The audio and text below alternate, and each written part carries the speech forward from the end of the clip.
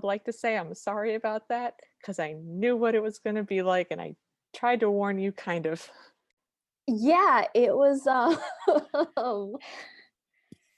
Yeah. it was hot garbage. But do you know what? I had What? an okay time.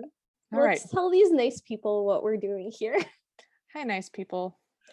We've made a terrible mistake. And so have you, because you're listening to this. Hi, welcome to the Cinderella podcast,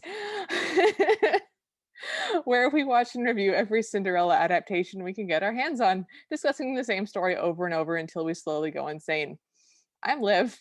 And I'm Talon, and today we watched Cinderella 2, Dreams Come True, which was made in 2002, which is a lot of ooh sounds Ooh. all in a row. Ooh. I'm going to go ahead and call this the direct-to-video sequel Cinderella. Could be the random anecdotes scotch taped together Cinderella.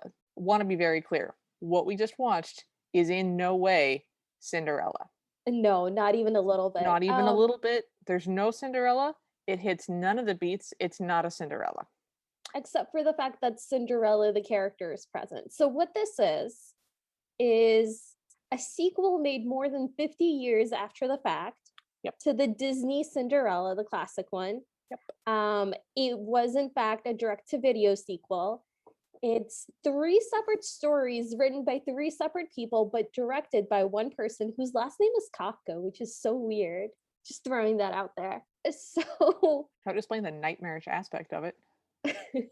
So the 3 stories are loosely tied together in like a framing narrative, but there's a rumor apparently that this was supposed to be the beginning of like a TV show that they ended up scrapping, and oh boy does it feel like it.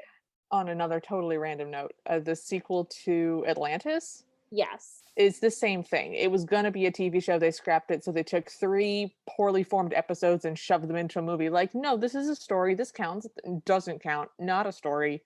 Why did you do this to me? It's money. It was for money. Was it money? It was money. This made actual money, apparently. Wow. Like, don't get me wrong, it was a complete critical flop. Okay, good. But it made money. I just looked up how much money. It surpassed 120 million. Yeah. Remember, we don't swear on we this don't one. swear on this one. What? Okay, I'm just gonna take that number and delete it. That didn't happen. So, can you please tell us? No.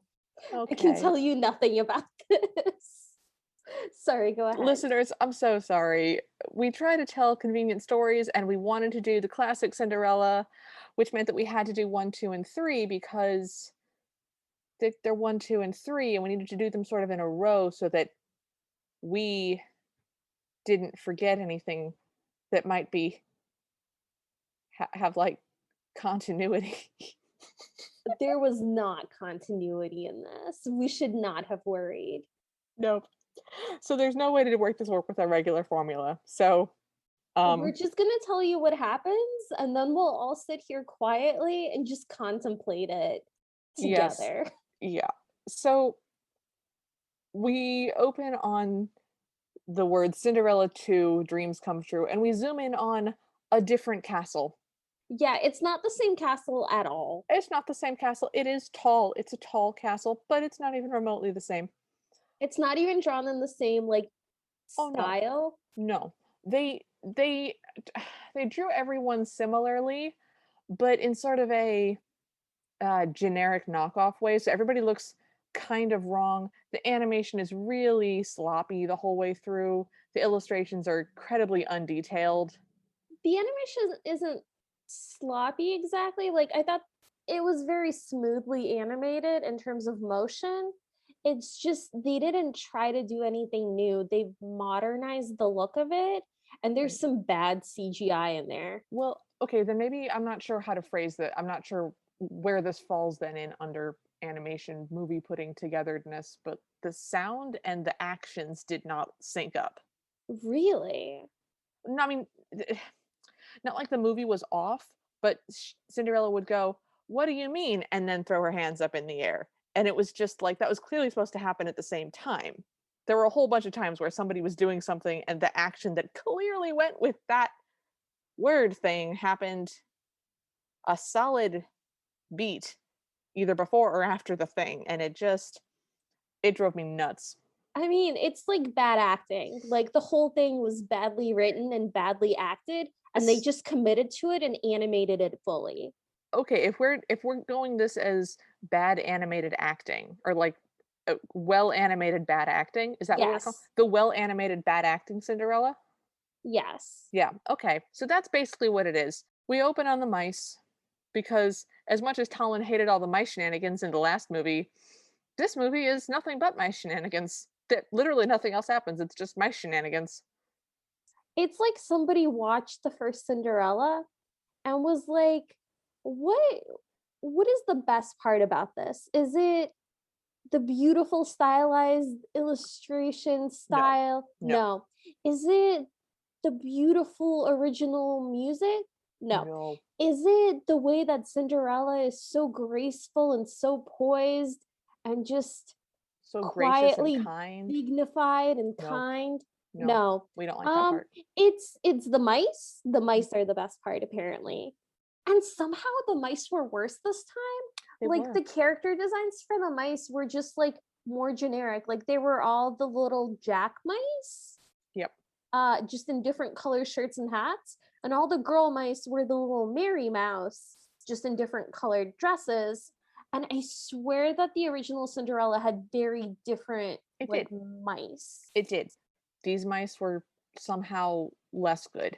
They also talked worse. They do. So Yeah. I found the mouse speak really, really annoying the first time Mhm. because they would just repeat words twice and they would just simplify things and it was just annoying. Like Cinderella nice, Gus Gus, like things like that. Yeah. But it was almost like shorthand. It was a pigeon. It was a type of pigeon. Yeah, and this was like weirdly not that. This was just like somebody imitating that badly. They were trying to put too many words. This is what happens when you try to have mice who can't properly speak English tell a story and like carry the entire narrative arc. You have to have them say more words, but when their entire vocabulary structure is Cinderella very nice. She like you. You can't Mm, have a narrative structure based off that because bad. It's it's bad. just not tenable. Okay, so we have to actually start this or we're never going to get done. Do So we? we Do do. we We have to though? start. I am going to be this. So the mice are racing through the palace because the fairy godmother is there and she is reading the Cinderella story. To So them, even to though them, they've experienced to it. the mice. So they show up right at the end as she's saying it's the happily ever after, and they're like, "Oh no, we missed it. We're too late." And Gus asks if they can read another one, and the fairy godmother goes, "I'm sorry, that's the only Cinderella story there is. Like, there's no other books anywhere ever." And by the way, I would just like to point out I have a lot of weird things in my notes, and at this point, I'm like, "Oh, I can assure you, there are other Cinderella stories. There are Yes, that's true. 241 other Cinderella stories, Gus Gus. Allow me to show you my Excel document." So we then get a great idea from Gus. Gus wants to make his own Cinderella book. And we get one of the best lines in the whole movie right now from Jack, who goes, "Who wants to read a book made by mice?" And I feel like if we had just ended there, it would have That's a been good the question. Let's best. stop. Let's stop and think about that.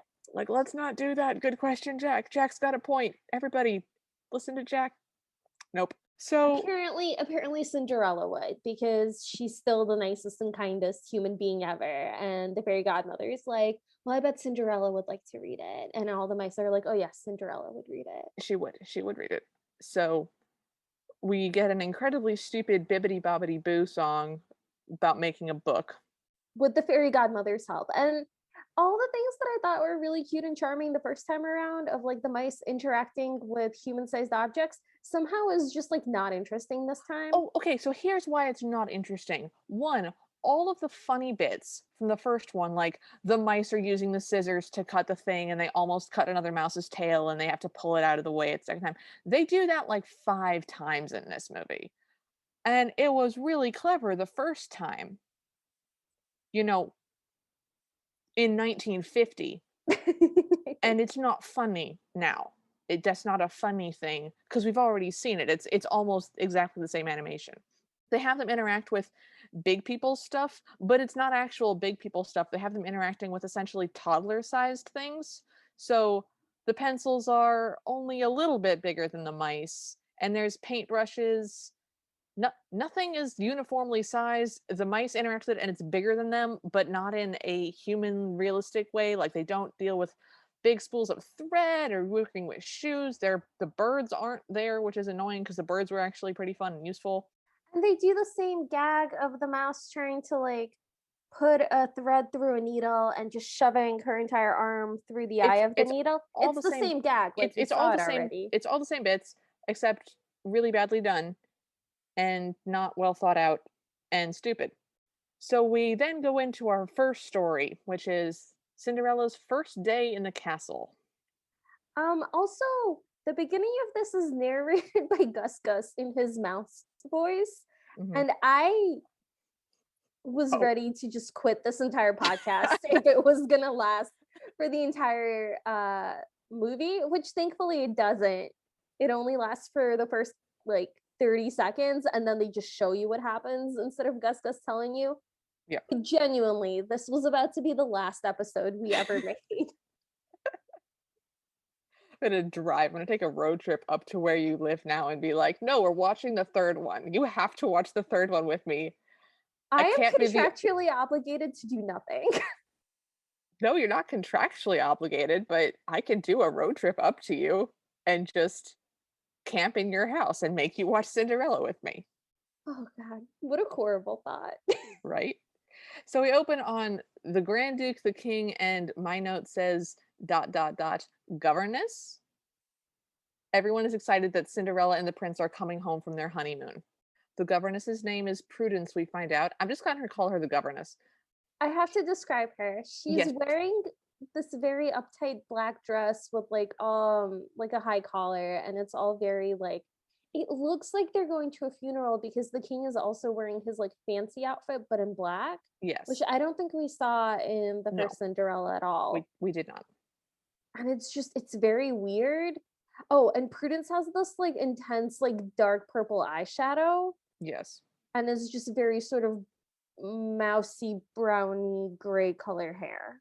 So they're all the king, the Grand Duke, and the governess are all concerned that Cinderella won't know how to be a princess.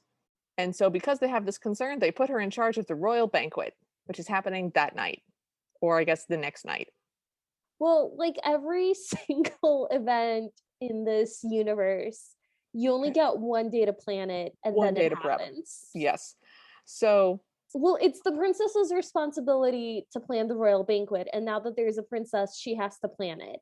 And yes. everyone's like, how's she going to do it? She doesn't know anything. And they decide that since she doesn't know the first thing about being a princess, Prudence is the one that will teach her. Yes. And she basically goes, but sire, she won't know anything about planning a royal banquet. And then we cut to Cinderella in the carriage with the prince going, I don't know anything about planning a royal banquet. Oh, well. Yeah. It's that moment is actually pretty funny. And we get the prince saying, don't worry, I'll be by your side the whole time. And I swear, I remember that the prince had more lines in this movie, but he does not. No, because the next scene is immediately, what do you mean I have to leave? And the prince and the king are going somewhere. They never explain where they're going. They just tell us it's important It's matters of state. official state matters. And they shove everything in the universe into a carriage. Including like a rhinoceros head on a plaque. Yep, and a big wardrobe, like the wardrobe from Beauty and the Beast, gets shoved in there. The king manages to squish himself in there as well, and the prince just sort of hops onto the side of it and is like, "Okay, bye," and just rolls off. He's like, she's never been a princess before, which Yeah, is true. which is true. And So, the king goes, her duty is to plan the banquet, and it's the king's duty to endure it. So it doesn't sound like he actually wants there to be a banquet. no, no. They drive off. They're They drive gone. off. Forget everything about them. They don't matter anymore. We're never seeing them again. They show back up in the last couple of frames of this story. That's it. If you thought that they were gonna use these 3 weird episodes to develop the prince's characterization, to No, develop the no. relationship between the prince and Cinderella, Why would you think that? Why would you think that? that's stupid. That was naive. Grow up. This You isn't a fairy tale. foolish summer child. So Cinderella walks into the palace for the first time, and she's basically Belle walking into the Beast's castle for the first time. It's all dark and gloomy, and it's shot from that high top angle that we see when Belle first walks into the Beast's castle. And there's a intimidating portrait of the king on the wall. Its eyes look like they're gonna move, but they don't. But they should have They because should they have. look like they were animated separately. They were animated separately. They should have moved. You are correct in this and in all things. So the mice find her, and also Bruno, who's just hanging out in the castle. I guess she took him with her, which is awesome. Yeah. And then it sort of pans at the end of this really long, creepy, dark hallway. I cannot overemphasize how creepy and dark it is, Hmm. which is actually plot relevant later. At the end, there's like the 2 thrones, and one of the mice is like, "Look, look, big chair for Princess Cinderella." And I'm like, "Is she gonna sit in the chair? She Go should sit sit in in the the chair. chair." Nope. She doesn't. Nope. That's not a plot point. So we cut to the next morning, and Prudence and 2 maids are knocking on Cinderella's door, and she's not up yet. And they go in and they attempt to wake her, and someone's sort of snoring and sleeping sloppily in the bed. But it's not Cinderella, it's Bruno, and he licks Prudence, who is not happy about that. It's very obvious that it's not Cinderella. Like you see the covers rise and fall, and the licking happens It's before the reveal. it's And supposed to Prudence be a is reveal. like, "Oh, Your Highness," and she's like outraged that Cinderella's like licking her. But like, it's It's Bruno. it's Bruno. It's These are the jokes in this movie. the jokes don't get better than this. That's one of the jokes that I'm gonna use the word lands, I mean, tumbles. it had all of the like setup and payoff of a joke. Like structurally, I can recognize that this is a joke. Y- Congratulations, you created a joke. You were technically correct. So we see Cinderella in the kitchen, and she's making breakfast. She's making an omelet for the mice, and Yep. I love this kind of throwback to her just I hope she's making a tiny individual omelet for each mouse. The same way she made tiny outfits for the mice. I I need Cinderella to be just like a deeply neurotic, weird lady. I'm convinced this is canon now. We don't have any evidence that that's not what she was going to do. So we hear Prudence shrieking that the princess is lost, and races into the kitchen and rudely greets Cinderella, thinking she's a servant. And she's like, "Where is the princess?" And Cinderella's like, "Yes, hello, Prudence." And Prudence Hello. is like, "Oh, I didn't recognize you." So I It- guess now she does. yeah. And she's embarrassed, and she goes, "Oh, a princess never makes her own breakfast. Oh, but it's not your fault. You don't know our traditions." And Cinderella's like, "Yeah, but it's breakfast, and I'm making breakfast." And there are 2 maids, a short, chubby maid and a tall, skinny maid, which I was like, "Oh, are we going to have a stepmother and evil stepsisters? Are we going to do a Cinderella?" No. No, it looks like it No. because we have a tall, imposing woman and a short, fat woman and a tall, skinny woman as her sidekicks. But no, They don't actually get personalities. They all just kind of go, "Ooh, oh no, but tradition, yep, ooh." the chubby maid is the friendlier one of the 2. And She she's the one that gets excited about breakfast. she is. She's She like, could have "We gone could for have." some breakfast. She's like, "We could have toast and jam," and I'm like, "Yes, toast and jam. I'm make some toast and jam. Jeez." I But want some toast and jam. she gets glared at because she's chubby, and chubby people don't get bread. I thought that just ladies in waiting weren't allowed to be excited about things. No, everything in this movie was a fat joke. They did not have any humor, so they're like, "Oh, let's just make someone large and then make fun of them ever wanting to have nourishment or Yeah. being clumsy," Yeah. because all people above a certain height weight ratio are clumsy and unattractive and therefore hysterically funny because this was 2002 and we still sucked. I think we still suck, but yeah. Oh my god, this movie was made the year we met. What a terrible omen. What a terrible omen. Maybe our friendship is so beautiful and pure that something evil had to come into the world to offset it. Yeah, I don't know how you just used the word pure to describe our friendship, but thank you. it is more of a metaphor than meant to be like a. So I'm not going to go through all of this because it's really annoying. But we have a whole extended montage.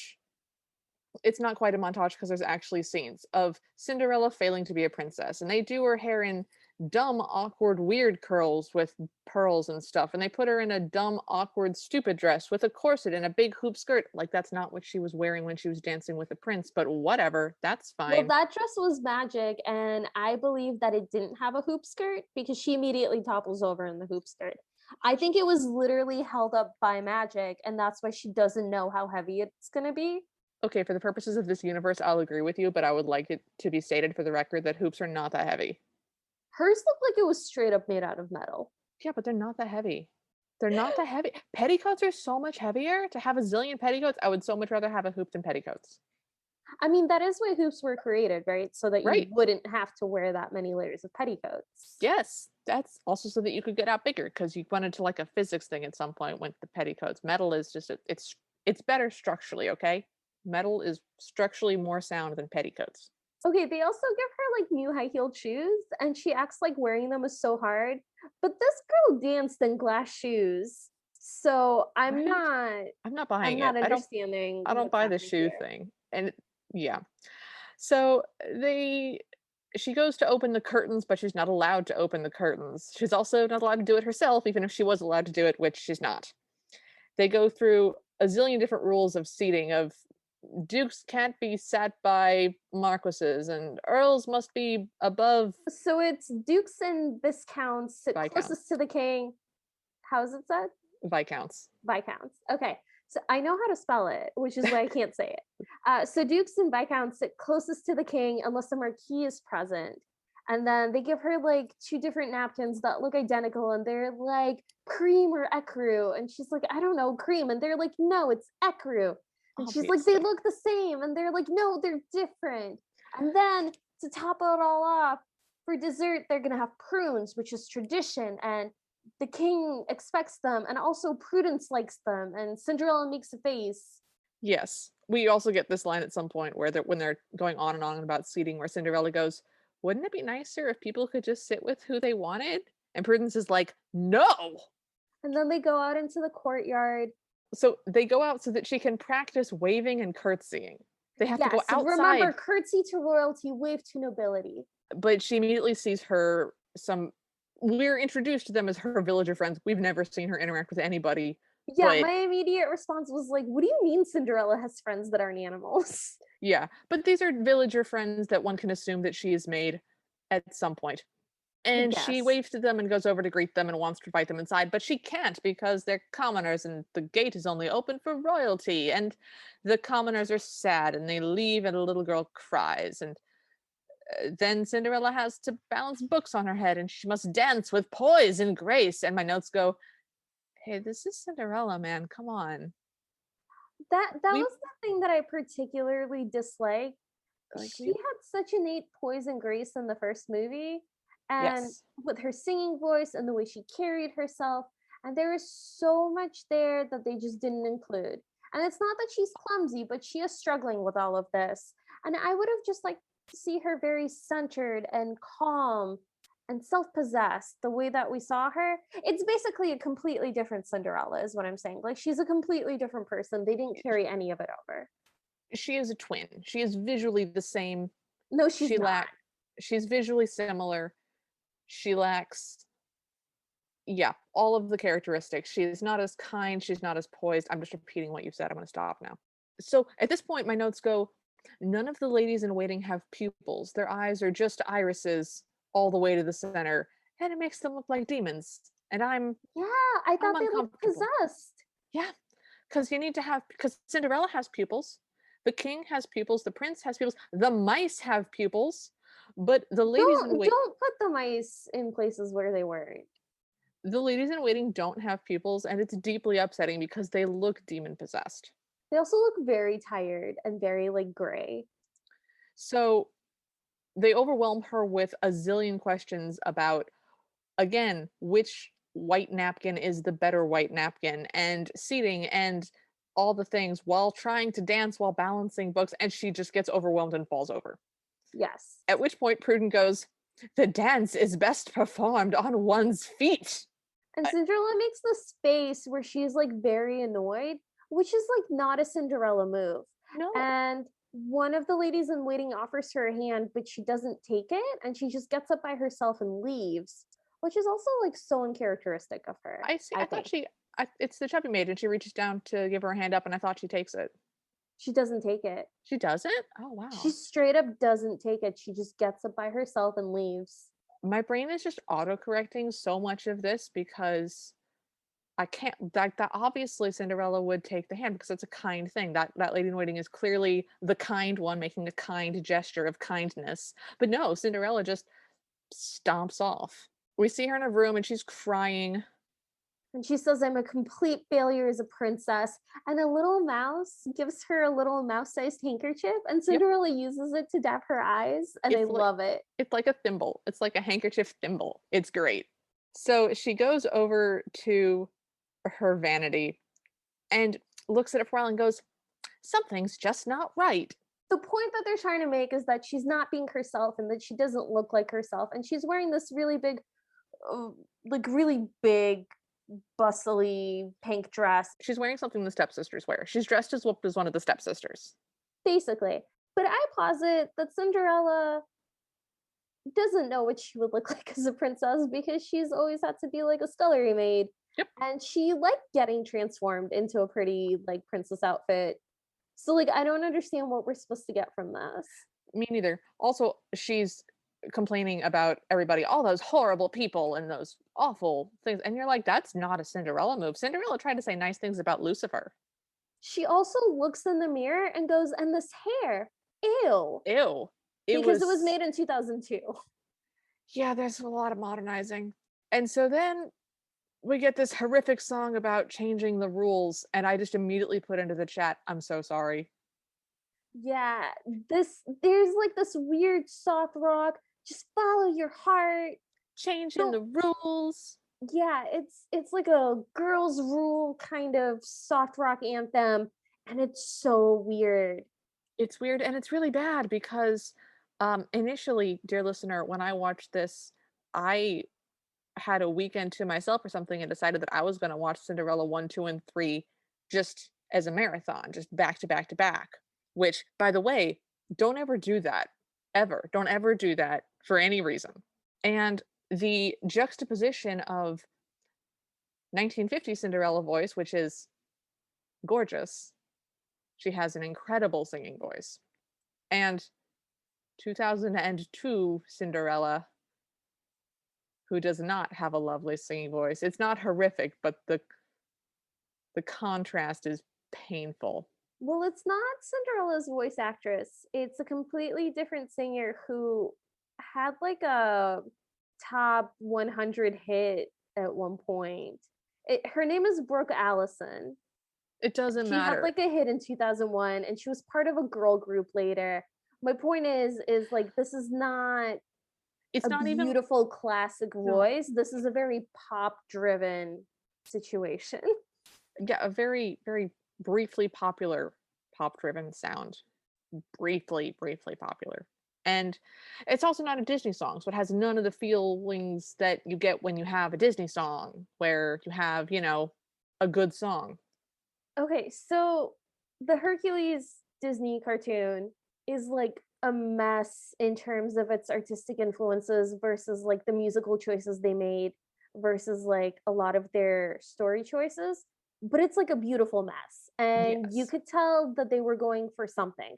So, like, when they decided that the muses were going to do like gospel music and that They just Meg went for was it. going to do like a Motown thing, like you could see what they were going for, even though it was kind of like bizarre and disjointed if you take a step back. Yeah, it Uh was a weird choice, but it worked. This did not. yeah, this didn't have any of that. They didn't try to ground it in any sort of thing. They just literally went with what was popular at the moment. And so it doesn't read like anything looking at it, 15 years later. Also, when you say what was popular in the moment, I want the listeners to understand that you don't mean the moment is in that year. You mean the moment is in what was in the top 40s that week. It Yeah. was it was rough, is what I'm saying. The songs are where my experience really goes from I am having a really bad time to oh no, oh no, someone save me from the decisions that I've made. Help, a consequence. Over the course of the song, she like makes all these changes and she gets rid of like the prune situation. She opens the window, she passes out invitations to villagers and royalty both. Prudence follows along behind her the whole time, just basically about to faint, just going, "It isn't done!" That's literally all she says over and over. And they dance faster and like Cinderella dances with her handmaidens and they kind of giggle and they're into it. I thought that was cute. It's a cute moment. So she decides to replace the prunes with chocolate pudding, which she decides on because Jack knocks over a jar full of cocoa and Gus knocks over a glass of milk into the same bowl. And she looks at it and she goes, "Of course, chocolate pudding. That's not how you make pudding." That sounds like it would taste really bad, actually. It would, because cocoa's really bitter, and spoiler, when you cook with cocoa, you don't use like a cup of it, you use, a couple of teaspoons. Like it's a very Yeah, it's an powerful entire taste. bowl full of it. It's also like a weird choice for a dessert. Also, when they decide to what color to make it when they animate it, they go with gray when it's done. It's a gray color. Why not? So the whole time, Prudence is freaking out. The one of the handmaids, the taller one asks again, sand or buff. This is like the fourth iteration of Yep. this question that we see with two identical ones. And Cinderella goes, "What color do you like?" And she goes, pink. And Cinderella's like, "That's perfect." We don't see that happen. Nope, We never see that happen. that doesn't pay out. So we end this horrible montage on Prudence saying, "I certainly hope you know what you're doing." And Cinderella puts on the same dress that she had for the ball in the 1950s, It's like in green seafoam. but it's in green sea foam. It's also so badly drawn. It has no detail.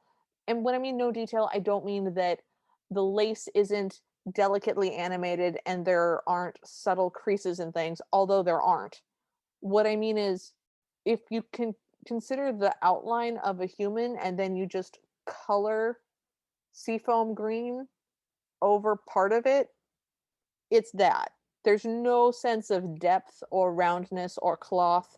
There is no difference in the way her skin texture is handled and the dress texture. There's no difference. What I'm saying is she could very well just have been spray painted seafoam green. It's the same problem that I had with the stepsisters' dresses. Yeah, But they're she's the main character.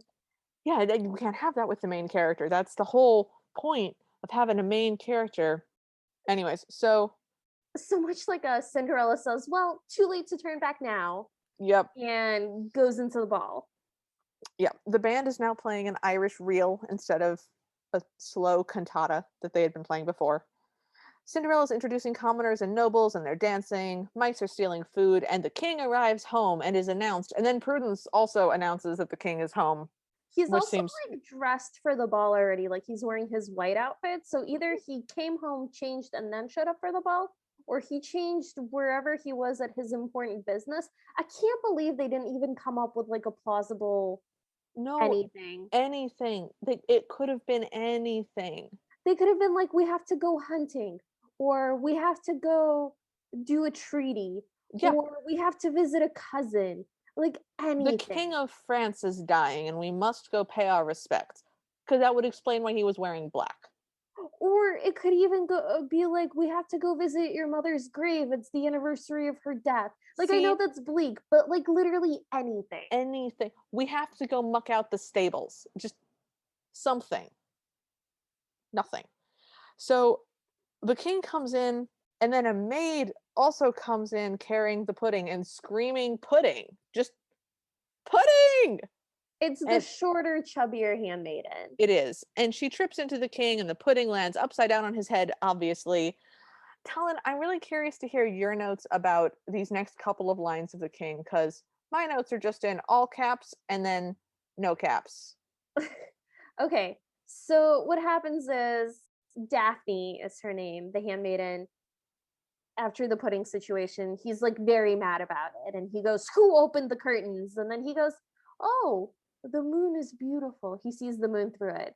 And then he goes, "Commoners in the palace." And he's very angry. And then he sees one he recognizes and goes, "Oh, hello, Giuseppe." And then he's like, "No prunes for dessert." And he's so mad. But then he like tastes the chocolate pudding off of his head. And he goes, "Oh, wow, chocolate, my favorite." And then he's like, "Why isn't anybody dancing? Everyone dance." My notes go, so I guess we're done with that problem now. The prince now arrives and kisses Cinderella, and the king says, I always said we needed some new traditions, and just takes Prudence and just sort of drop kicks her off to dance with the Grand Duke. And Yeah, the and then band is they now playing a tango. tango, and now we get a romance between the Grand Duke and Prudence, which nobody ever wanted or asked for. Yeah, and it also comes in like the last 2 minutes of this section. The prince then gets a great line, which is terribly princely of him, and he goes, did I miss something? Oh, honey. The king yells, "Splendid job, splendid." And while in a dip, Prudence tells him, "It's the princess that deserves your praise. I am honored to be at her servant." And all the mice are like dancing, and you can see that Gus is like full and Just happy. bloated with food. And basically, like, that's it. The king goes, "You're a natural," and bestows this beautiful, sparkly tiara on top of Cinderella's already there headband. And the prince goes, "I'm glad you do things your own way." And Cinderella says, "Someday I'll get this princess thing right." And the prince goes, "That day is today." And then they kiss, and that's it. And for a moment, for a beautiful moment, dear listeners, I was like, wow, that wasn't so bad. I'm so Oh, glad this is over. It's the end of the story. Surely oh they're done. No, there's no. 2 more short stories, so hang in there. I watched your hope rise and then just be crashed in the chats, and I'm not gonna lie, I was laughing really hard. I just briefly thought that like maybe I had gotten like so engaged in the story that I didn't pay attention to the passage of time. It's like that felt faster than I thought it would, you know? It was kind of went by quick. It was fairly painless. Now it's So here's the over. thing. Cinderella 1, 2, and 3 have essentially the same runtime. They're all within a minute. Literally, they're all within 1 minute of one another. But this one lasted a decade, a millennia. Society has fallen and risen again. Atlantis is sunk beneath the waves. I don't know. I've been watching this movie my entire life. Just feel ancient. So we cut back to the mice.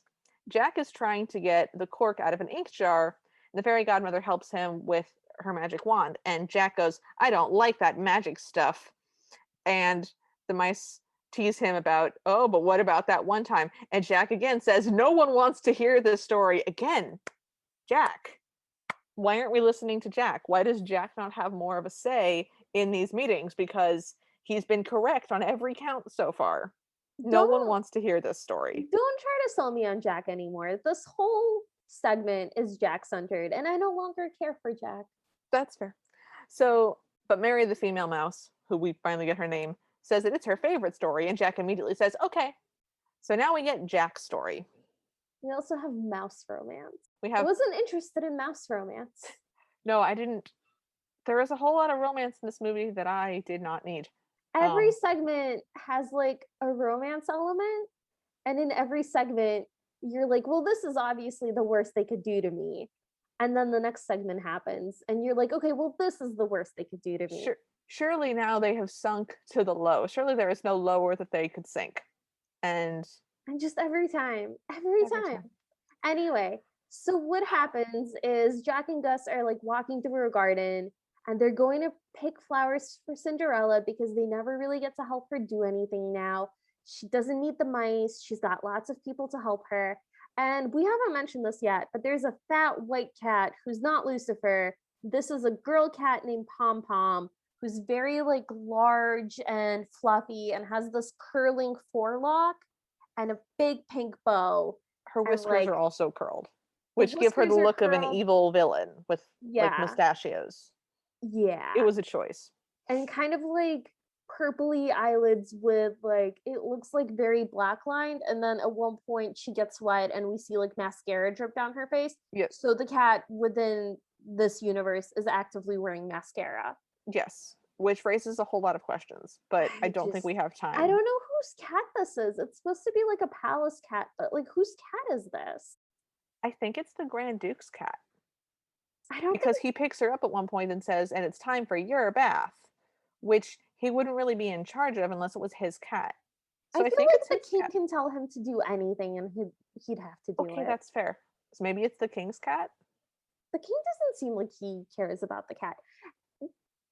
Dear listeners, those of you who are cleverer than I am may begin to suspect that the reason that there is a girl cat is because we already have a boy cat and they're going to shoehorn a cat romance. But at this point in my viewing, I was innocent and I had hope, and that thought didn't occur to me. So, yes, so the mice start to pick flowers, and the wavy flower attracts the attention of evil white fat cat, Named Pom Pom. Pom Pom. And well, I didn't get her name for a while, so she's in my notes until the third story is just fat evil white cat. It's Pom Pom.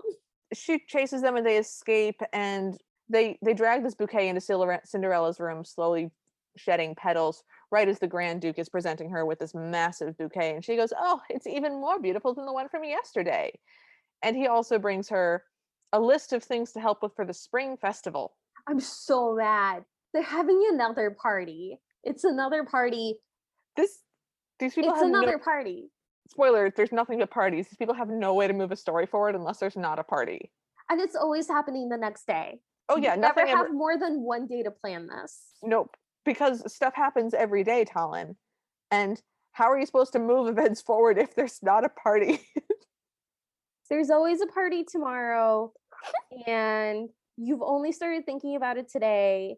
That's not how anything works. But it's a big That's fine. tradition. It's a yearly tradition and it's very important. Okay, so the mice give Cinderella the flowers, and Jack is like, "Oh, they're for you, but they're too small." And she's like, "They're beautiful." And she puts them in the vase with all the other flowers. And Mary, who is the girl mouse, has made Jack a coat, and it's a fancy coat. And he's about to try it on when he realizes that Cinderella forgot that long list of party things. Stuff. And he's like, I know what I'm going to do. I'm going to help her by bringing her the list. So he and Gus peace out. And there's just a scene of shenanigans where they get the list, try to get the list to her. She's at a meeting with a lot of people. Jack has to take this scroll under the table and dodge a whole bunch of feet. I don't know if anybody's ever seen underside of a table or a mouse, but apparently what they're all sitting at, what these 8 adults are sitting at, is a children's card table because there's no other way to explain how smushy their feet are with one another. We see them, they're at a giant table. There's tons of room. You could run a dog under that table and have no difficulty avoiding their feet. But Jack Jack, the tiny, tiny mouse, really struggles with this. So they're having like this meeting while they're having like a luncheon. And there's this lady there who's like this duchess. I think they introduce her later. And she like drops a napkin and it falls on Jack Jack. One of the things that they're saying during this meeting, by the way, clearly written by someone who has sat in like one too many meetings, is I propose we move the spring festival to summer. And I was like, yes, I have been to that meeting. I was completely ignoring all of that because I was so annoyed at the size discontinuity between the feet, the table, the mouse, and the scroll. I was really just focused on that. So the Duchess, who is fat, and a lot of jokes hinge on that, Yeah. she drops her napkin and it lands on Jack and she picks him up. My notes just say screamy mouse scene. Yeah, so she's freaking out because not only is this like horrible and horrifying, like in general, she specifically hates mice. And then we get this really long scene of just her feet stomping around as he runs back and forth. And it was like really kind of like It's aggressive, caricaturish and like unpleasant. unpleasant. It was an unpleasant scene. Like on one hand, it, we watch Lucifer and the cats chase the mice, and that's kind of okay. But watching a massive woman try to stomp a mouse to death in high-heeled purple shoes is just gross. I mean, it's like it's another one of those things that's meant to be a visual gag, hinging on the fact that like it's supposed to be funny to us that she's fat, basically, and that she's stomping on a mouse and she can't get him. Yeah, That's the joke. that's the joke. The echoing silence you can hear is where the laughter is supposed to go. Yeah. So Jack dejectedly hides behind a vanity leg in Cinderella's room. She can immediately find him, by the way, no matter what, even though, again, they're in a palace and he's a mouse, but she can just, whoosh, she can find him. Well, she can find him in that moment and not in But any not other later. moments, No. as the plot dictates. So Cinderella asks if he's okay, and Jack says that he's sad that he can't help her, and Cinderella asks him to come visit the fairgrounds with her, and that she'll need his help for that, and to meet her in the stables in 10 minutes. Jack has a surprising amount of shenanigans just trying to get to the stables, which we did not need. We did not need Yeah. that. It added nothing. He So gets almost stepped on by people, almost stepped on by horses. And then when he's finally there, he's like, oh, she's never going to see me on the floor, on the floor in front of the wagon, right in front of the door when she comes in. even though she's found him hiding behind a vanity. So he climbs into the wagon, which is a hay cart, and hides in the hay because mice are so much easier to find when they're Literally in a buried haystack. in a haystack. Isn't there a saying about things in No, haystacks being hard surely to not. find? There's not? There's not? No, Okay. I think you're making that up. So a farmer gets a pitchfork and pitchforks a big spoonful of hay into a manger. And of course, Jack is there. And so Cinderella doesn't find him. And he tries to call her name, but every time he calls her name, the horse is whinnying. And so she doesn't hear him and is like, well, I guess he didn't want to come. And she gets on her horse and just rides off.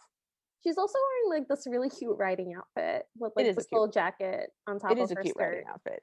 I like that they stopped leaning into the I can only wear peasant clothes or stupid, badly animated royal clothes. It's just for this little story. The rest of the time, she goes back to only wearing peasant clothes. And every time she dresses up fancy, it's always her like famous Cinderella dress, but in a slightly different color, Yep, yep. which makes Because me mad. there are no other dress styles that she can think of. And her hair is always up in that like iconic bun situation. Bun thing, yeah. So Jack climbs a rope, jumps off something tall, lands on the horse's tail, Cinderella's horse's tail, and it flicks him off, and he flies 60 feet and lands on the ground. And then he throws like a mouse temper tantrum and is Yep. like, he never gets to do anything anymore. He used to get to help a lot. Now he's too small to help. The castle's not like the house. The castle's for big people. And he doesn't like being small and he doesn't like being a mouse. And then he says, I wish I was big. And the fairy godmother appears and immediately sits on him. Yep. The fairy godmother appears and terrifies the cat, which has been stalking him. Yes. And she goes, I heard your wish. Aren't you happy the way you are? And he's like, no, I want to be big. And then he thinks about it and he's like, not just big, I want to be human. Nobody likes mice anyway. He talks about like all of the like terrible things that happen to him because he's a mouse. And he's like, humans are bigger, bigger is better. Well, one of the things that he includes as horrible things that happen to him as a mouse are like, people sit on me. And she's like, no. And you're like, anybody else see literally 15 seconds ago? Was it just me? Did everybody blink really hard except for me? What happened? So She has her bibbity bobbity boo moment, and bam, Jacques is human. And the cat looks at him and pictures like 10 mice stacked on top of each other, equaling to human sized Jacques, and is like rubbing her hands together and is like really like delighted by the idea that if she eats this human, it'll be like eating 10 mice. So this cat is now a cannibal and is ready to eat human flesh.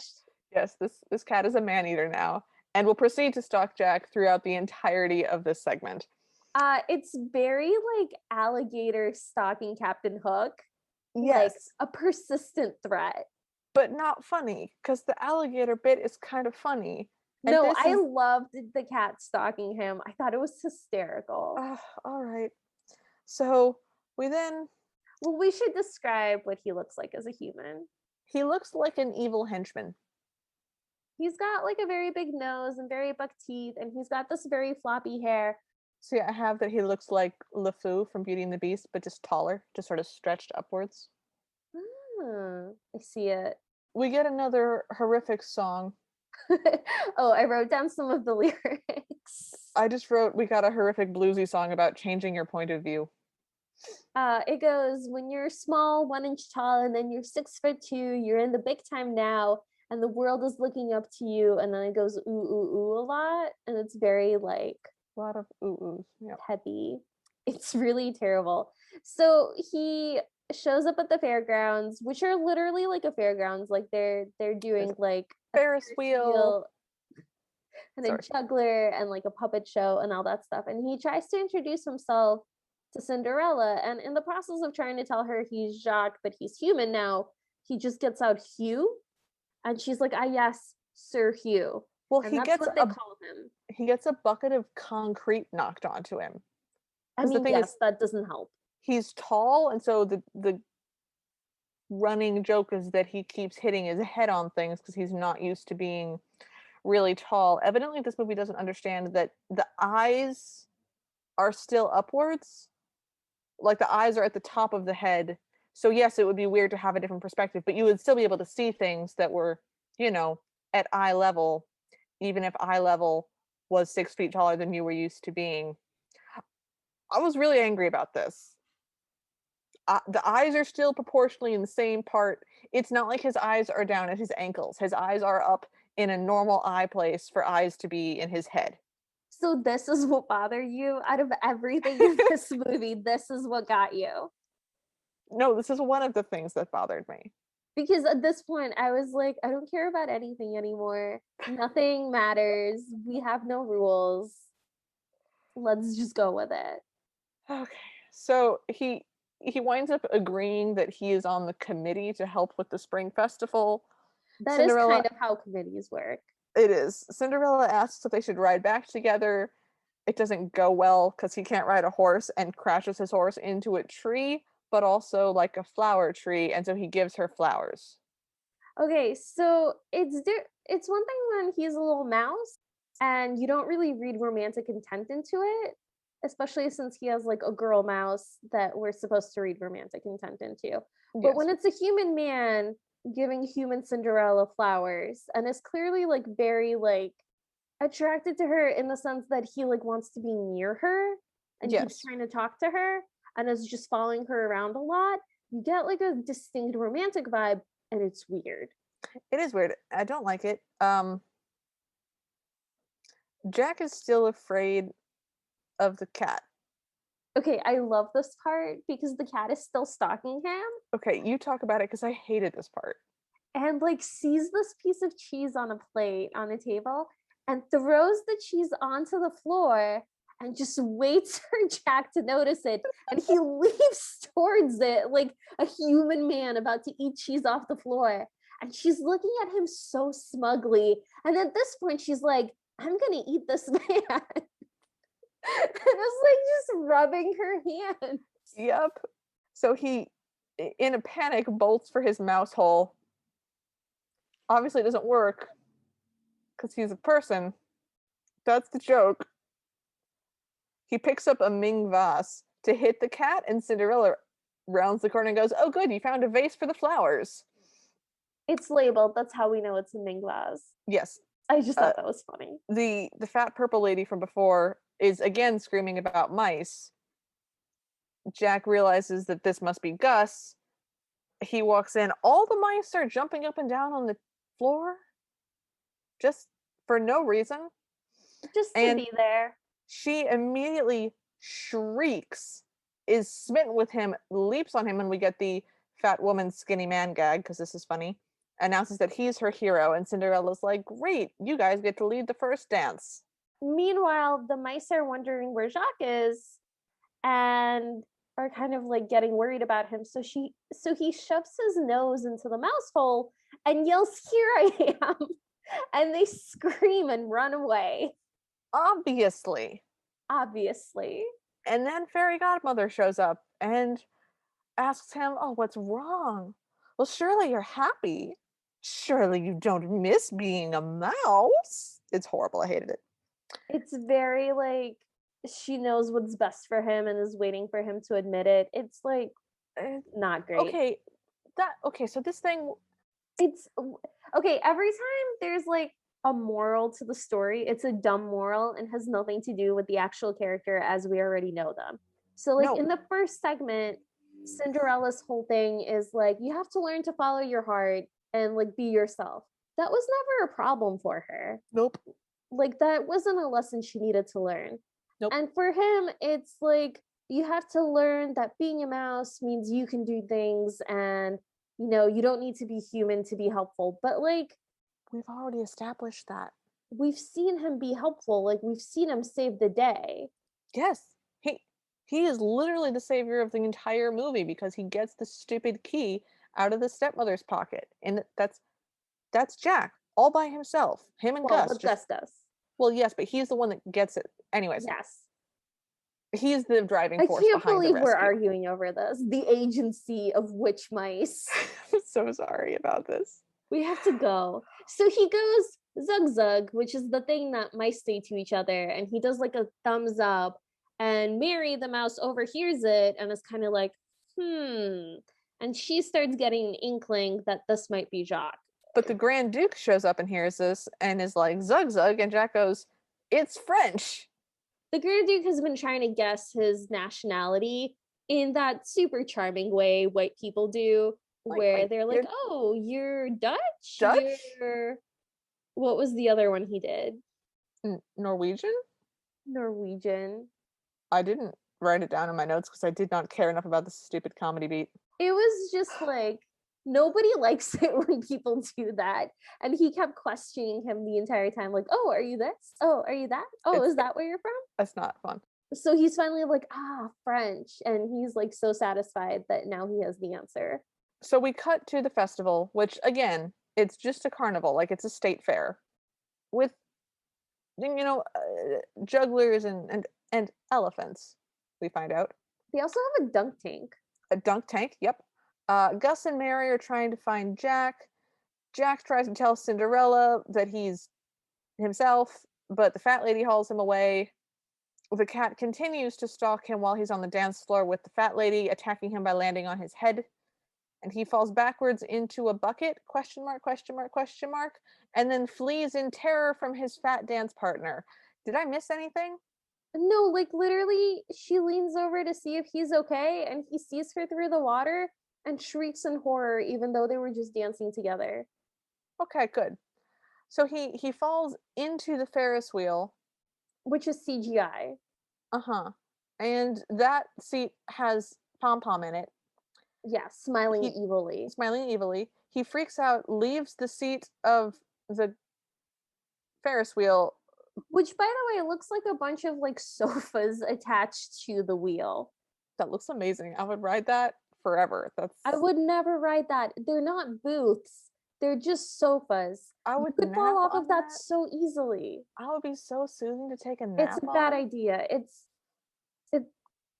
Listeners, you might not know this, but between the two of us, one of us always had really bad ideas in high school, and one of us was always the voice of reason. I'd like to start a poll where people guess which one is which. Listen, I just think that safety measures have not been met, and I have concerns, and I am all for Ferris wheels as long as they're done safely, Okay, so Jack climbs to the top of the Ferris wheel and then which you falls off shouldn't do. and lands on the elephant, which is carrying the king and the Grand Duke, and it grows into a rampage. And this is like our problem in this segment is that there's an elephant on a rampage. In This this is our Cinderella main movie, our problem is that a rampaging elephant is present. I have to go. I have to leave. I just remembered. I can't do this. So Jack is all upset and says, "This is all my fault. I wish for the fairy godmother." And she appears and says, "This is your chance to help." And he just looks at her in confusion and she goes, "Well, what do you think would stop an elephant?" And again, he looks at her in absolute confusion. And we hear the king say in the background, "Stop in the name of the king," which was my favorite moment.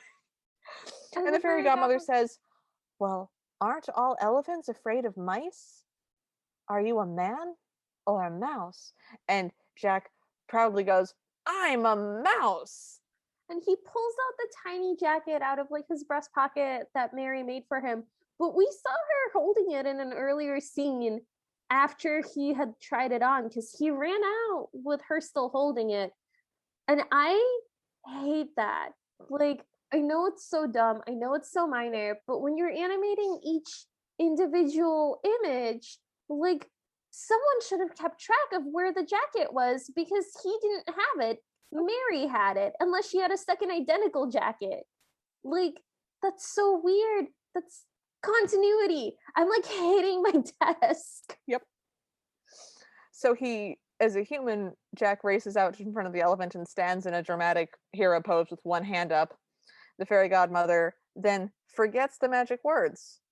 This is where we get manufactured tension Yep. as if it's not all going to work out. Yeah, because now the elephant is very close to him, and the fairy godmother still has not remembered the Bibbidi Bobbidi Boo song. Well, they're trying to make it like really suspenseful and they're zooming in really tight and they're like, oh no, the elephant is coming. Oh no, he's getting closer. Oh no, what's going to happen? And then he turns into a mouse. Yeah, obviously. And he says, "I guess there's some things that only a mouse can do," or something incredibly stupid like that. No, that's literally exactly it. Oh, good. I just said the dumbest thing off the top of my head, and I'm glad I That was was right. it word for word. The Okay, good. elephant, by the way, stops immediately and like covers his eyes with his ears. Yes. And flings the king off, who then lands in the Ferris wheel and goes up and says, "I can see my castle from here," and is happy again because the king has the emotional continuity of a newborn. Yes. At this point, Jack realizes that he's a mouse again because he's holding his tail and starts singing, "I'm a mouse, I'm a mouse, I'm a mousy, mousy mouse." And I was just continually, I stopped after one refrain, but he continues, dear listener. Yeah. The cat sees him again and is real happy and starts stalking him. So then the Duchess sees the cat and is like, "Oh, it's Sir Hugh's kitty," and picks her up and is like, "Let's go find him." And the cat is like, "No," and they walk off, and that's it for that. And Mary, the mouse, finds him, and it's like, "That was so brave."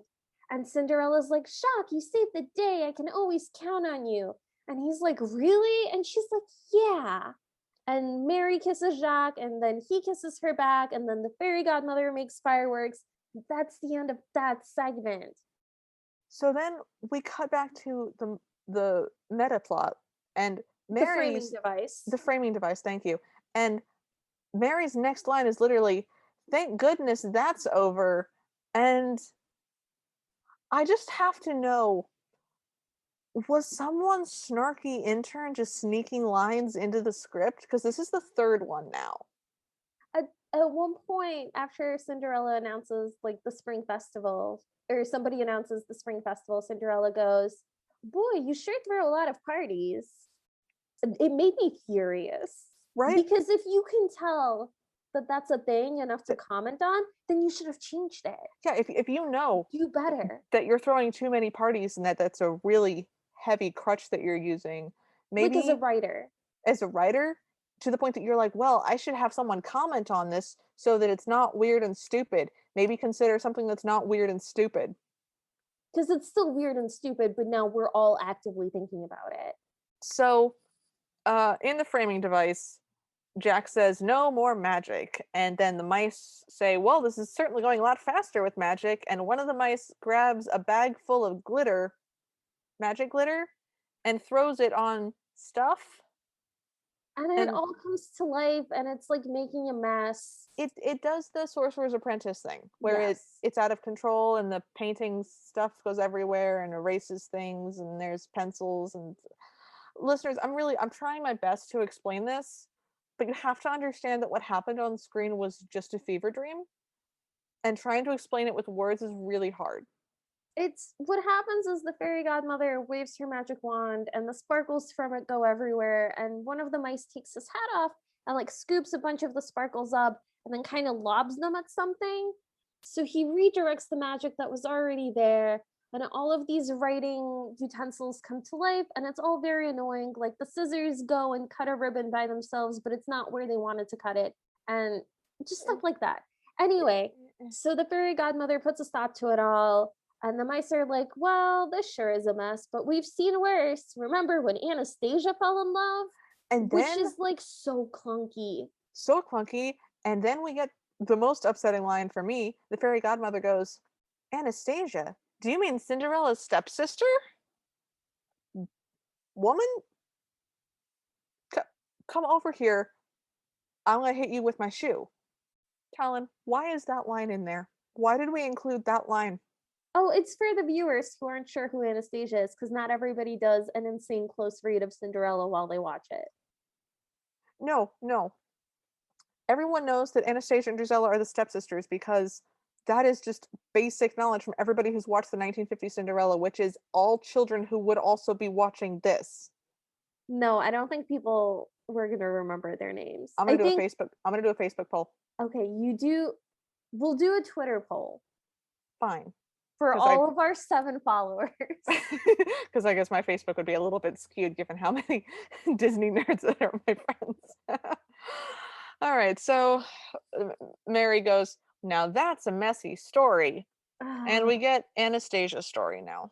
No, no, no. They're like, one of the mice goes, now that's a messy story. And Mary goes, no, it's a love story. Yeah, Which but is I didn't worse. include that line because I hated it. So Anastasia is looking at like a music box that's definitely Cinderella and the prince like dancing together, which is a weird thing to have of your stepsister who you've like bullied and abused. Yeah, yeah, that's weird. And she's sort of, But we're not going to address that at all in this, so don't worry. but it will come back in the most horrifying way possible. So don't get comfortable either. So she's sort of bouncing a ribbon in tune with the music, and Lucifer tugs it, and Drizella, the other stepsister, shows up, and they fight over whose ribbon it is, and it tears in half, and they start screaming at one another. And the stepmother rolls in, and at this point, I was angry because Lady Tremaine still looks basically the same. She's less gracefully drawn. So her hair is less detailed and her features are a little bit There's a definite downgrade in animation, and they tried the hardest with Lady Tremaine to maintain it, but it's also where it's the most obvious. yes. So again, it is the store brand version. And they tried to have someone mimic her voice.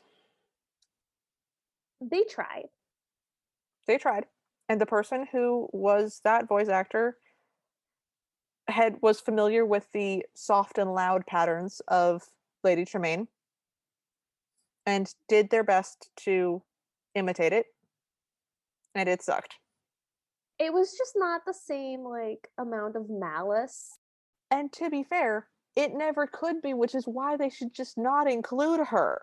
Just if you know that you have the best one of the best Disney villains of all time, just don't ever try to repeat that. Just move on. Do something else. Introduce a different bad person. Well, it's also like a weird choice to make because she was like the unapologetic villain of the previous one, and she never got like a comeuppance in any way. Yeah. And in this one, we're just acting like none of that happened.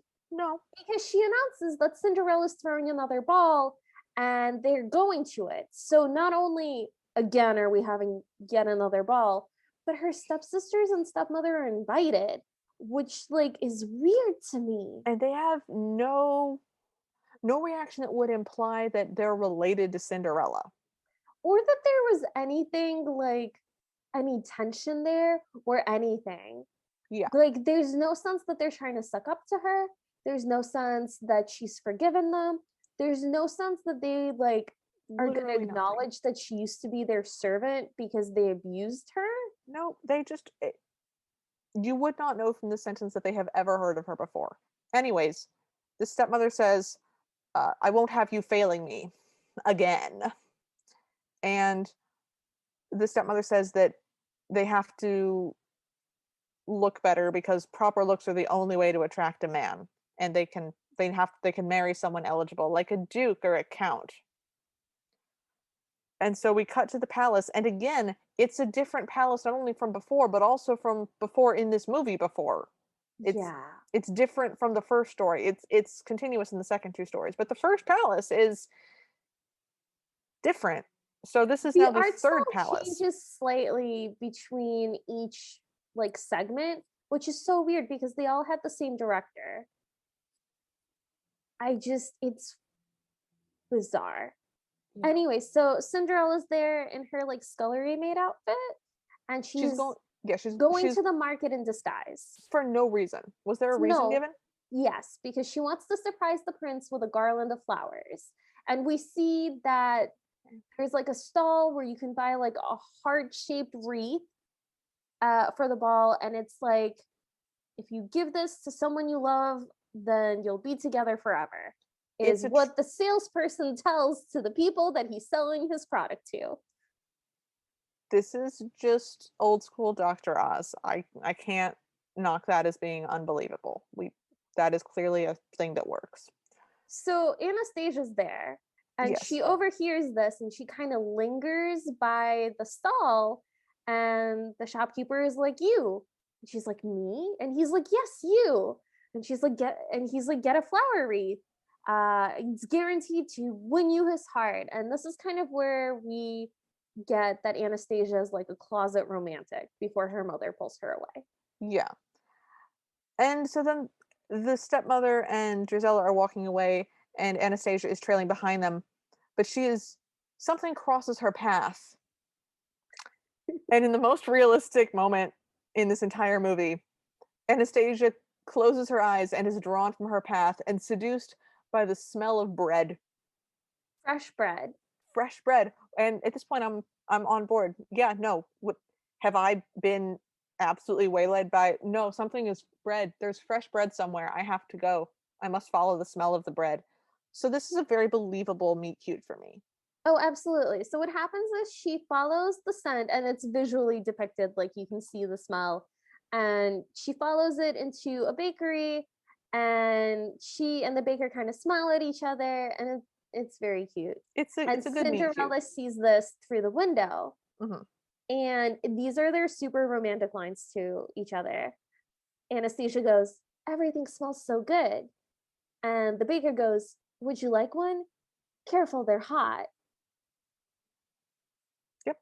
That's But then it. the stepmother comes in and yells and says everything in this shop is inferior. And Drizella says mean things about the biscuits.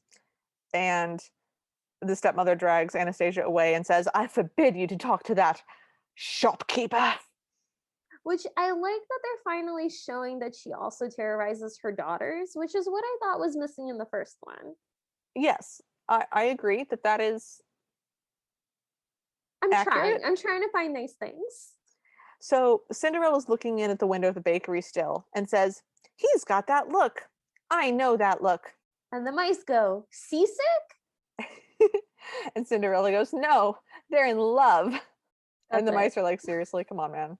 That's So Cinderella's like, "Well, maybe she just needs some help." And the and they're mice are like, like, "Yeah, lots of help." she's gonna need a lot of help. And Cinderella gets really salty about that. And she goes, hey, I needed a lot of help too. But no, I'm sorry, those are drastically different kinds of help.